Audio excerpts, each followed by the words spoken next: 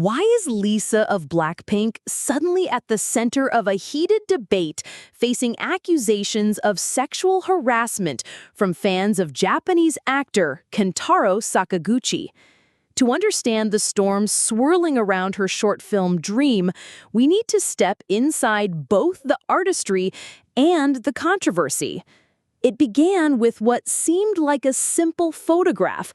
On August 13, 2025, Lisa released Dream, a 5-minute short film that blurred the lines between cinema and music, emotion and memory.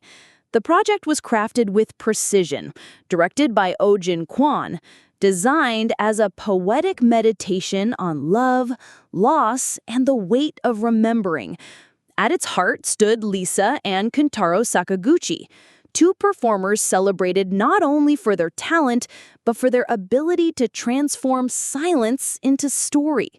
The narrative of Dream was meant to resonate with intimacy, the ache of a woman carrying the ghost of her lost partner, played by Sakaguchi, through fragments of everyday life. It was supposed to be tender, artistic, vulnerable. Instead, the world's attention was pulled away from the screen and toward one fleeting moment outside it. That moment arrived when Lisa herself shared a behind-the-scenes photo on Instagram. In it, she playfully bites Sakaguchi's arm during a break from filming. To many, it looked harmless. Two colleagues, perhaps even friends, caught in a lighthearted gesture during an otherwise heavy production. But online, interpretation fractured.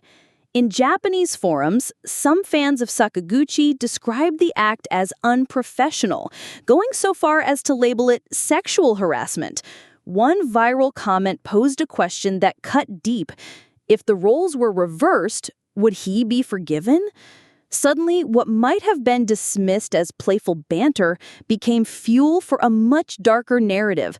Threads on Japanese message boards multiplied. Social platforms filled with harsh criticism. Some accused Lisa of crossing boundaries, others of disrespecting Sakaguchi. The debate spread like wildfire, amplifying the original accusation into a public trial by perception. And then came the escalation. Critics began to dig through Lisa's past, resurfacing old clips and photos that had nothing to do with Dream.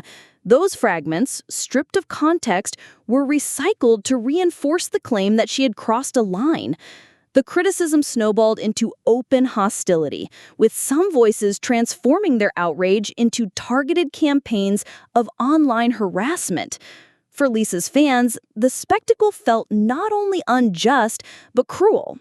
They rallied in defense, pointing out the obvious. Acting requires trust. Chemistry between co-stars is often nurtured both on and off camera. In an industry built on emotional storytelling, gestures of warmth, even playful ones, can be part of the invisible fabric that holds a performance together. To them, the photo reflected camaraderie, not misconduct. Supporters argued that the backlash was an overreaction born from cultural misinterpretation and amplified by the echo chambers of social media. What one group perceived as inappropriate, another saw as evidence of artistic vulnerability, trust, and human connection. For Lisa's global fandom, the incident became not about a single photo, but about fairness. Yet beneath the noise lies a deeper tension. Dream was never intended to spark controversy. It was designed to leave audiences reflecting on memory, on grief, on love that lingers after loss. But in an era where every gesture is scrutinized, even the smallest off-screen moment can overshadow the art itself. What is striking is how quickly admiration turned into accusation, how thin the line between performance and reality has become. When Lisa stepped into her role in Dream, she was embodying a story of mourning. But when she stepped out of character, she unknowingly entered a different stage, the digital coliseum of public judgment. And perhaps that is the tragedy here. Not just that an intimate, beautifully shot short film has been eclipsed by outrage, but that the conversation has moved away from the artistry it was meant to celebrate.